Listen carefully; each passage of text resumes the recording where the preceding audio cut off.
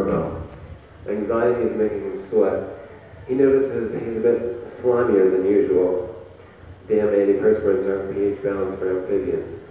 Despite this, his hopes remain high tonight, that it is the night he will find a girl willing to plant a kiss on him and release him from his blessed curse. Chicks always get real drunk at these things, he thought. Maybe he would say he tried out for the lead role in that 70s show and lost it to Topher Grace only because the director thought Topher was funnier looking. Just then the door opens and a woman greets him. She is visibly tipsy, and her ditzy valley girl hello quickly turns to a bratty, "Can I help you?" after a quick up and down. The Frog Prince explains that he lives in the neighborhood and receives an invite from Carol Wosham. The woman puts on her best fake enthusiasm and welcomes him in and points him to the direction of the back bar. The Frog Prince thinks to himself how he planned to rub some frog slime on her dress and start a rumor that the cocktail leaders gave her audible diarrhea. It would serve her right for her snap judgments.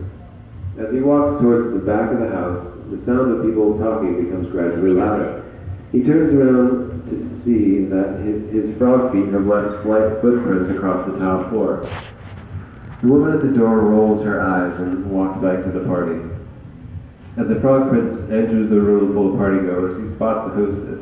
She excuses herself from the conversation and comes over to greet him. "Welcome," she says, "so glad you could make it." "Well, there wasn't much going on at my pad," he jokes. It takes her for a second to arrive at the punchline, then she says, "Ah, right, your lily pad," as she rests her hands on his green shoulder and laughs. "Come on, meet my friends," she said. "I want to introduce you to Alice. She's so funny, you're going to love her." Perfect, he thinks to himself. He'll probably end up being her next punchline.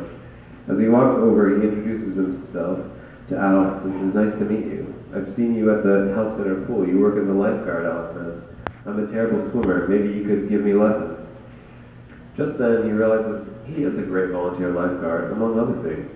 He thinks of all the skills he has developed to overcome his off-putting physical appearance.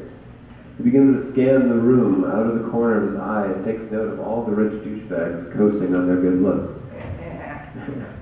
Would he lose his edge if he was attracted?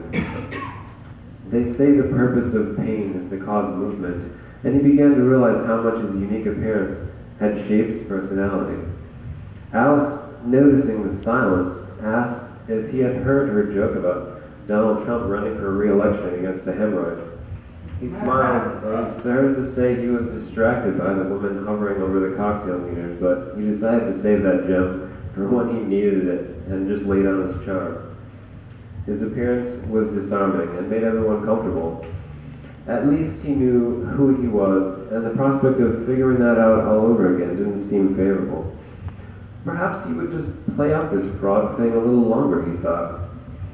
Just then, Alice laid a sweet, spontaneous kiss on him, and he instantly turned into an attractive douchebag. They both smiled, put their arms around each other, and happily lived ever after.